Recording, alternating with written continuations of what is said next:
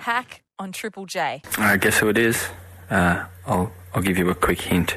Apparently, I've got a really good penis. So, first off, I hope you're doing well. How are you? Oh, that's Joel. And he's a guy who took a breakup really badly. His ex left him in Berlin. She came back home and started dating another guy with tattoos. He was a barista. So Joel started sending her voice recordings, or what he calls audio postcards. Unlike most postcards, these messages were seriously depressing. Here's another example. I really do hope that you're doing well. I really do. Every time I wake up in the morning, you're the first thing that's on my mind, and I really do hope that you're well. It's now 6 years on, and Joel's decided to release the recordings and discuss them with his mates and a therapist in a podcast. It's called The Berlin Patient, and the second episode went online last night. Joel, welcome to Hack. Oh, hi there, Tom. How are you? Very well. Let's go back to the days before you moved to Berlin. What was going on with you guys? How was your relationship at that point? Oh, it's like any relationship, I think, Tom. It starts off amazing, and then the problem that happens in a relationship, it does taper off. But during the great times, you kind of lock in things. So in the middle of the great period, we thought, why not move to Berlin? That was a year and a half before we actually did it, when everything was great. And by the time we got on that plane, it was kind of, we were umming and ahhing. So what was wrong with the relationship? What was kind of causing you guys trouble in the lead up to going to Berlin? Well, I think it's one of those things where, I don't know if this has ever happened with you, but you just wake up one day and for no reason in particular, you just fall out of love with somebody. But instead of being a man about it, I decided to hang on there for dear life too, Tom, for dear life. So what happened was that just before the trip, she broke up with me, and that's when I fell back in love with her. Oh, what a mess. But you decided to move to Berlin anyway. Why? Because they call it geographical cures, where you decide, our problems are here in Sydney. So what if we move away from Sydney? But when you get away from Sydney, you're still the same people with the same problems. So we thought that it was going to be a quick fix. So what happened once you got to Berlin? We found a place and everything was okay, I suppose. And then within about a week or a week or two, we started to get under each other's skin. A few little fights here and there, and that's when it all started to kick off. So within a month of getting there, she's on a plane back to Australia. How did that happen so quickly? She left Berlin, but then she went and stayed a little bit in Italy. She stayed in Italy for a week, and then she moved back to Sydney. I'm not quite sure when she had made her mind up that she was about to leave, but she just walked in one day and said that I'm going, and that was the end of it. I hope that you've been taking lots of photos. I hope that you've just been going nuts and you've caught some crazy Italians in some windows. I hope that you've been taking beautiful photos on that roll of film that I gave you. Just save it for when you're going to do something amazing and special. Wow. How was that moment for you? Oh, well, not good. I suppose you would put it that way. I actually at that point thought, it's so Hollywood, Tom. It's so Hollywood. You were going to ride in on a Vespa and sweep her up onto the back of the motorbike and go for pizza and live happily ever after. Is that right? That's pretty much what I was going to do. And then an email came through to say that she had that she'd moved back to Sydney. I was in Berlin alone. I didn't know anybody there. I suppose a lot of the show illustrates how if you're left to your own devices and you are alone, the things that you manifest in your head are not healthy. Oh, man, it's a really grim picture. You there alone in Berlin. Normally if you need to call them to talk things through, you can. And often it's not best to actually do that. But you know it's a possibility, which gives you some kind of comfort. But you didn't have that. No comfort at all. So I just sat down and I just came up with an idea to win her back. And so how long was it between the breakup and when you sent your first audio postcard to her? About 4 or 5 days after she had left. So I think the first time that when I sent the first one, I think she was still in Italy. So Berlin, what's happening here since you've been away? I found a pizza shop that makes whole pizzas, good ones too, for €2. Oh, yeah, it's a pretty bad scene. One of the audio messages that Joel sent his ex-girlfriend on the text line, these voice messages are so cringe. Someone says, I feel bad for the poor bloke. Not everyone can handle these things really well. Sarah from Melbourne. Hey, Tom, I broke up with my ex after a car accident, realised a few things about my life and that he wasn't right for me. He didn't cope at all, sent me sad messages and went to events where he knew I would be. I'd love to hear from you. Have you been broken up with? How did you handle it? With dignity? Give me a call, 1300 0555 36 or text in 0439 75 7555. We'll hear more from Joel in just a moment. First, let's see what we can learn from the story so far. Garvi Ansara is a relationship counsellor. Garvi, thanks so much for joining us. First things first, is this abusive behaviour? Look, I think from the woman's perspective in this case, it would be considered abusive behaviour. And I think the biggest problem is that from the perspective of Joel, he really can't see that. He's so lost and consumed in his own feelings. But up until she says, don't contact me ever again, why is it abuse? So up until that point, it's not abuse. But what it is sort of a boundary testing. So it's sort of saying, oh, how far can I push you before you're going to just send me away? But it's really, in some senses, it's focused on his own emotions. He's so consumed with these strong emotions that he's just not thinking what it'll be like for her to receive these messages. You know, she's trying to move on in her life perhaps, or she is even interested in getting back together with him, but on her own terms. So how does that sort of play into the picture? I think it might mess it up quite a bit.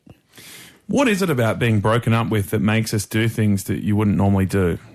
Well, I think people start to get these images in their head of their future, and that involves their relationship. So when the relationship breaks up, it's sort of like pulling the rug out from under them on this whole life vision that they imagined, and it just destabilizes some people. So some people cope really well, particularly if they've got a strong group of mates who can say to them, hey, look, knock it off, you know, that's creepy behaviour, or hey, you know, let's go out for pizza or something. But if someone's stuck all alone, like Joel described being, you know, their thoughts can just start to consume them, and they can start to be really out of touch with how the other person might perceive how they're behaving. Yeah, in his case, we heard earlier that he was having problems before they moved to Berlin. Even he'd lost interest at one point, but then when she broke up with him, he went nuts. Why do you think that was?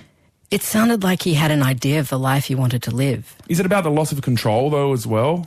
Yeah, there's a sense at which people feel a sense of entitlement when they get into relationships. So someone might have only gone on 3 or 4 dates with somebody, but then if that person's expressed interest or they've had any physical romantic sexual contact, then the other person feels like, oh, I'm entitled to you and your time. So if that person suddenly breaks it off with them, they demand an explanation. They don't actually, they're not owed anything. They don't deserve it, but people want one. And so it's really complicated to find that closure. And I think a lot of times it happens because of how a relationship begins. So if the relationship begins with murky boundaries and people don't understand how to communicate clearly, then it often ends that way, and it becomes this spiral where everybody around them gets dragged into the sort of drama. Oh, it's heavy stuff.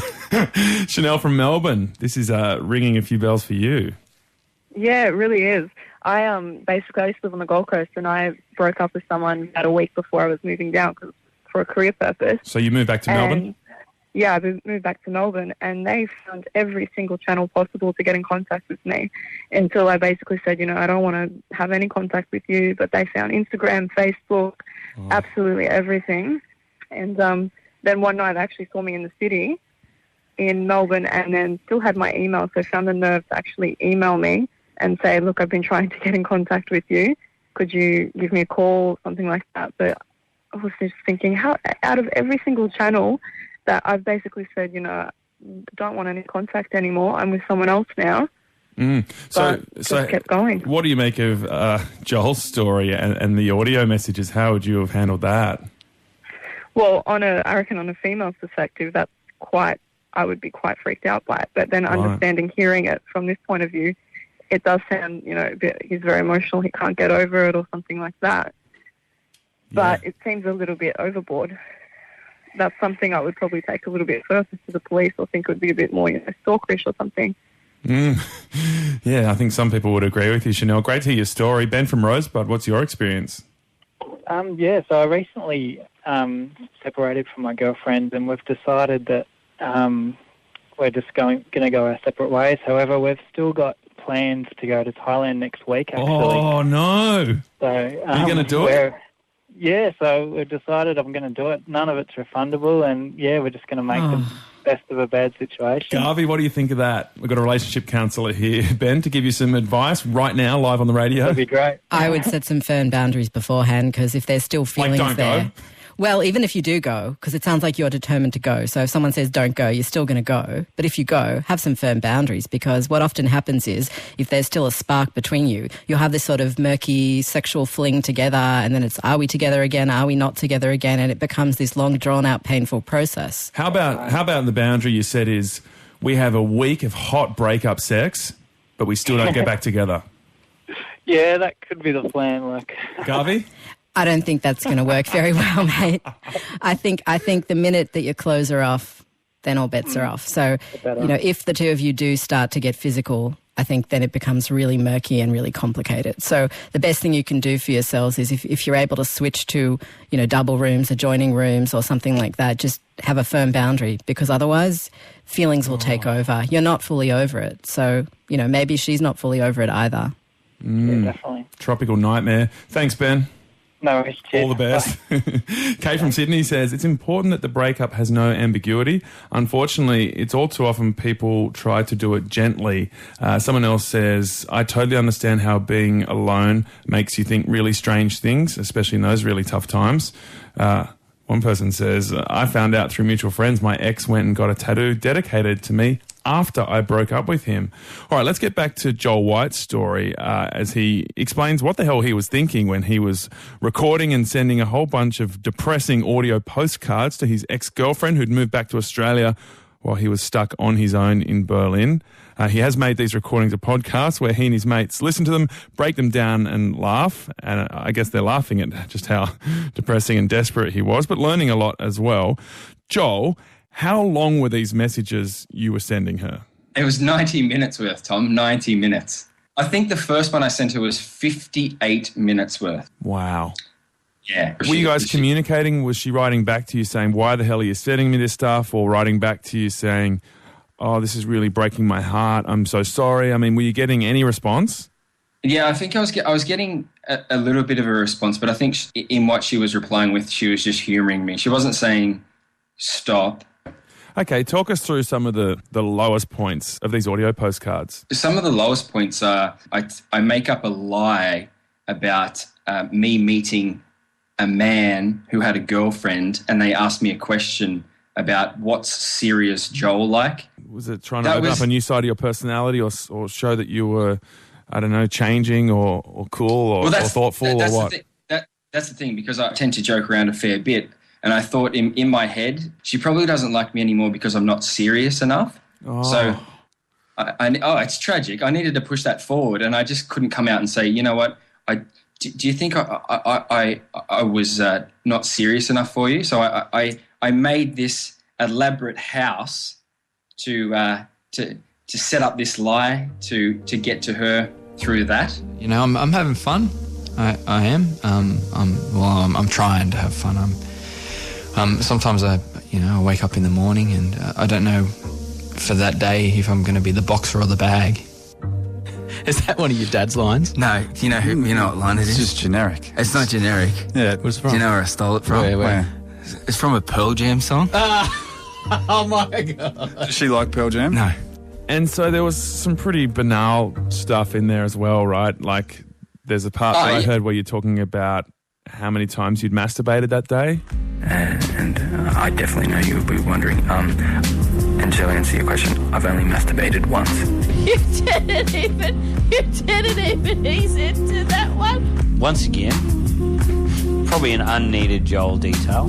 Yeah. So every woman that's going through a breakup always wants to know how many times their ex-boyfriend masturbated. So I do let they them know really?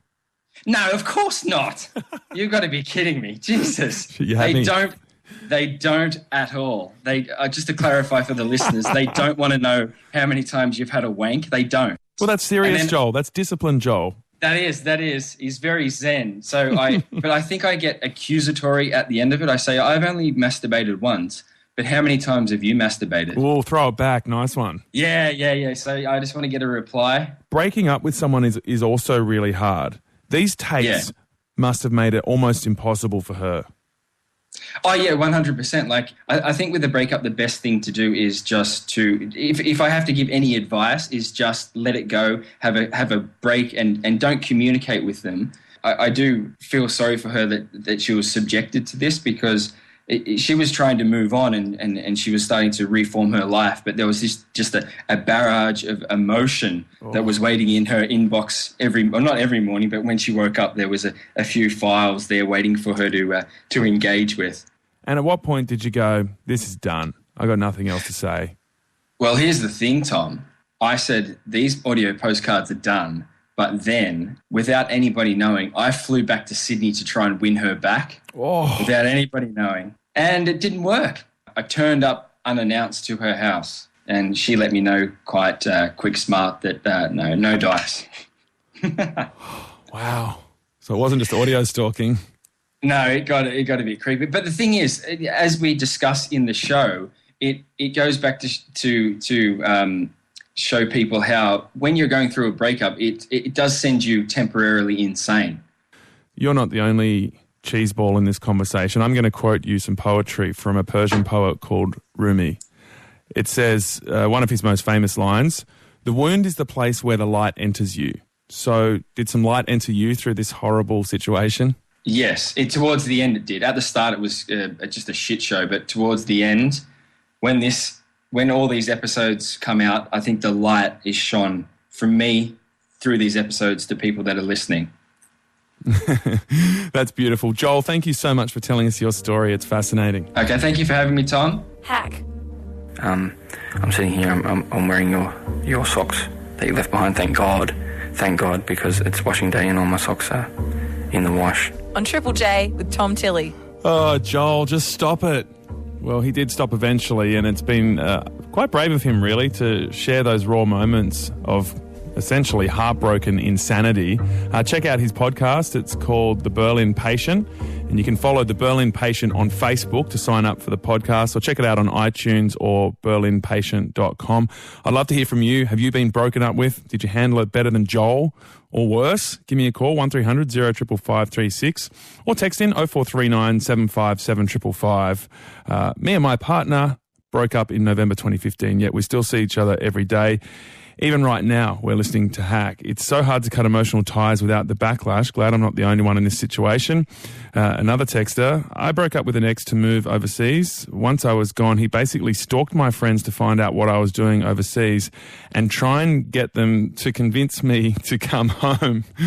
Wow. All right. We've got someone else called Joel on the line. What was your experience? Hi. Yeah, so mine was a two-part experience. So we were literally about to meet up to go to the Moore Park Supercentre to buy furniture and for our new apartment that we were about to move into. And then she came in crying and then said, I can't move in with you anymore. I want to move to London. So there was that. So we had a break for a couple of weeks where I decided to basically go silent. So I didn't even speak to her. She contacted me. We met up. She said that she'd made a mistake and that she loved me and she wanted to get back together. Then after that, we were spent about 4 months of working out how we're going to get to London. We're looking at places. And were things good for you guys in that period of talking about moving to London and making plans? Yeah, like mostly good. I mean, it was a little bit up and down, and it was kind of one of those things where you just kind of in your bed waking up every morning thinking, oh, today's the day she's going to end it.